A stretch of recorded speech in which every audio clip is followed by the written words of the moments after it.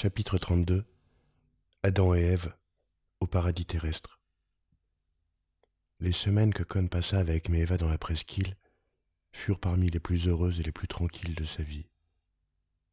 Les touristes qui acceptaient de faire 2 heures de pirogue pour voir les hommes nature et Adam et Ève au paradis terrestre n'étaient pas très nombreux. Ils faisaient la traversée dans les grandes vases de guerre rouge et bleue des marquises, à 20 pagayures chacune, qui avaient été rachetées pour rien par le tourisme à la compagnie de cinéma qui les avait faites construire pour le tournage de l'Enchanteresse des mers du Sud. Les pagayeurs chantaient le outé de guerre, spécialement composé pour le film, et pendant la traversée, les passagers voyaient sur la côte, errant parmi les cocotiers et autour des cascades, les chevaux blancs, roses et bleus des toiles de Gauguin que l'on avait laissés là après le tournage du Paria des îles. Le Napoléon du tourisme avait bien fait les choses. Il avait fait défricher une colline, pas très haute, pour ne pas essouffler les visiteurs, mais qui dominait un lagon où les madrépores dressaient des coraux aux formes fantastiques, avec une vue imprenable sur les 3 récifs de Hutu Hutu. Hutu Hutu était le dieu premier, qui remplaçait d'autres dieux, moins puissants, et lorsqu'il lui arrivait de rater une œuvre, il la jetait dans la mer, créant de la sorte, entre autres, certaines Tuamotu et un bon tiers des marquises. Ainsi parlait Maeva, en peignant lentement sa longue chevelure, assise au bord de la nuit, avec Con couché sur le sable, plus blanc encore dans le noir. Il la voyait se détacher sur la voie lactée, pareille à une géante dont la main peignait le ciel pour en ramener des étoiles. Il y avait, à l'heure de la lune, des orages lointains aux marbrures fulgurantes, qui fendaient le firmament avec la violence des temps anciens, lorsqu'on pouvait encore voir tomber dans l'eau les ruines du ciel. Orages muets, dont la voix ne parvenait pas jusqu'à la terre, interceptés par le gardien, qui veillait sur le sommeil des chefs Arii, car les nuages étaient les demeures royales où dormaient ces maîtres des archipels célestes, après une journée de règne bien remplie. Il y avait abondance d'étoiles filantes, lesquelles étaient des épouses infidèles, précipitées par les Arii du haut des rochers célestes. D'ailleurs, le ciel n'existait pas. C'était une autre terre, autrement habitée. Sur la voie lactée, qui était en réalité un long requin bleu, mangeur de nuages encore jeunes, on voyait parfois des ombres errantes, et c'était parmi ces ombres qu'il fallait chercher les esprits des vrais rois que les Pomarés, usurpateurs, avaient détrônés. Ainsi chantait Maeva, assise au bord du ciel, de sa voix profonde, où perçait parfois l'accent guttural étrange et presque germanique des Tuamotu. Il y avait aussi ceux qui voyaient dans les étoiles filantes le vol des messagers que les dieux s'envoyaient entre eux, et certaines annonçaient des naissances prodigieuses. Mais il ne fallait pas croire que la terre du ciel fût entièrement peuplée. Il y régnait encore l'Iwado, ou le vide, ce qui permettait tous les espoirs, car là-bas, rien encore ne s'était passé, et tout pouvait se passer encore. La lune était une femme de mauvaise vie, qui ne sortait que la nuit, et les nuages s'amoncelaient autour d'elle pour couvrir son corps lorsqu'elle faisait l'amour. Les Gémeaux s'appelaient en réalité Matari, et il s'y passait certaines choses dont il ne fallait pas parler si on ne voulait être privé de voix. Le vrai nom des Gémeaux était Pipiri et Rewa, mais ils le cachaient car ils étaient de petite extraction. Le vrai nom des Pléiades, ignoré des Popaas, était Matari, ou petits yeux. C'étaient les espions des guerriers chargés de rendre la terre au vrai Dieu qui attendait. Vénus changeait de nom entre l'aube et le soir, selon les vêtements qu'elle portait.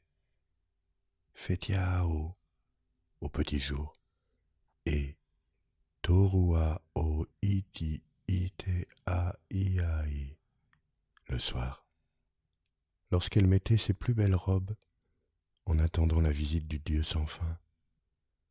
Ainsi Meeva, assis sur le fond étoilé où son corps couvrait quelques milliards d'années-lumière, et lorsque Kon l'apprenait enfin, il avait l'impression de pénétrer la Voie lactée, et après avoir donné le meilleur de lui-même, il levait fièrement le nez vers le firmament, à la recherche de quelques milliards d'étoiles nouvelles, dont il avait sans nul doute parsemé ainsi le ciel.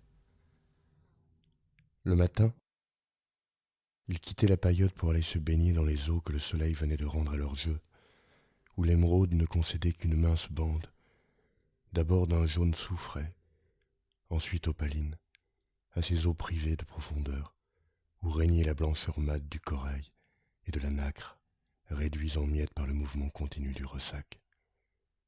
Au-dessus, la montagne verticale opposait ses ocres à l'assaut grimpant d'une végétation pullulante, où le vert drainait le blanc des tiarets, le rouge des flamboyants et le jaune des pureaux aux fleurs éternelles, cependant que les bambous hauts, comme des chênes, élevaient au-dessus de cette piétaille les panaches de leur chevalerie.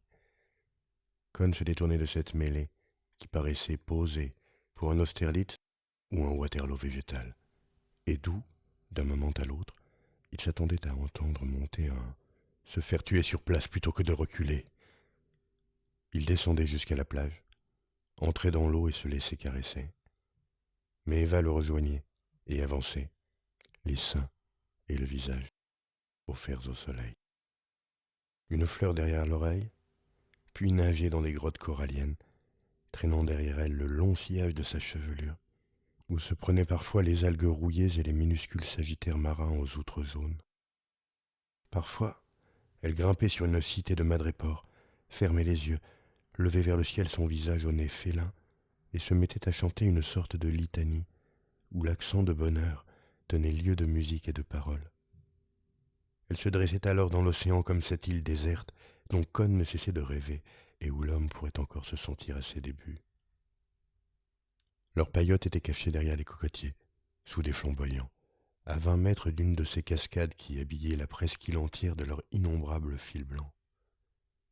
Son bruissement rapide gêna d'abord Kon, parce qu'il ressemblait à celui de toutes les autres sources et de tous les autres ruisseaux, ponctuant ainsi son dépaysement d'une intrusion de Suisse et du Berre-Robert.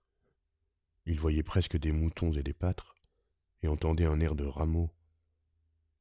Les pommiers, en plastique, avaient été plantés au sommet de la colline défrichée, 2 en fleurs, et le 3e, sous lequel Adam et Ève devaient se tenir assis, chargés de fruits en plâtre.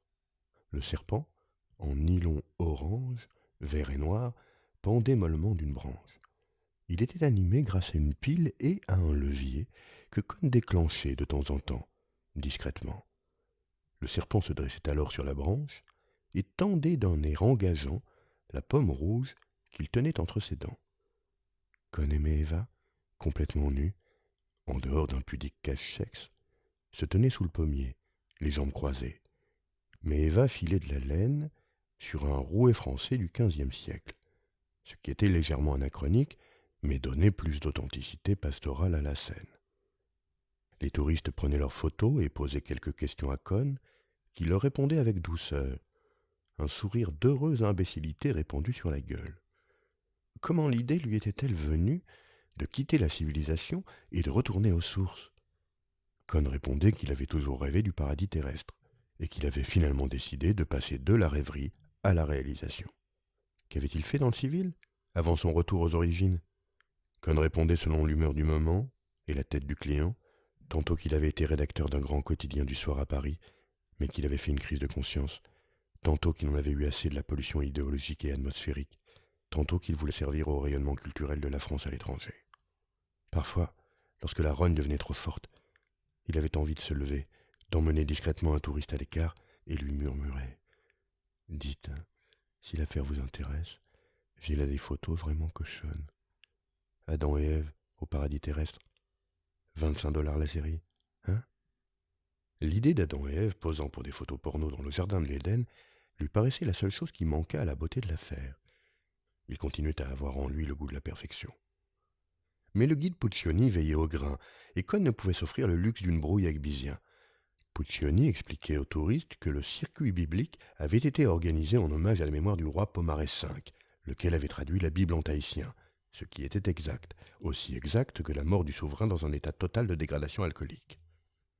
Parfois, la nuit, étendu sur sa natte, Cohn écoutait les clameurs du surf, et il lui semblait entendre dans cette voix océane celle du Christ, décidé cette fois à pratiquer l'abstention totale, mais qui ne pouvait retenir parfois le grondement d'une de ces colères terribles pour lesquelles il avait été connu en son temps, mais que des générations de faussaires avaient transformé en murmures d'acceptation et de soumission, afin d'inciter les multitudes à l'obéissance. La trace de l'homme s'effaçait à chaque crépuscule. Il y avait des lunes rouillées au bord des orages violets, qu'aucun pinceau ne semblait encore avoir souillées. Cohn sortait tout nu de sa paillote. L'océan fonçait sur lui dans ce tumulte qui semblait partager toutes les colères de l'être. La cascade était privée de voix par le fracas des rocs foudroyés. Dans le ciel, d'immenses chariots blancs soulevaient une poussière de pourpre et disparaissaient dans un bond prodigieux par-dessus la montagne. Alors Cohn, pour sortir de l'infinitesimal et retrouver sa dignité, se mettait à siffler quelques notes de Beethoven ou de Bach. Nous aussi, nous avons quelque chose à vous montrer.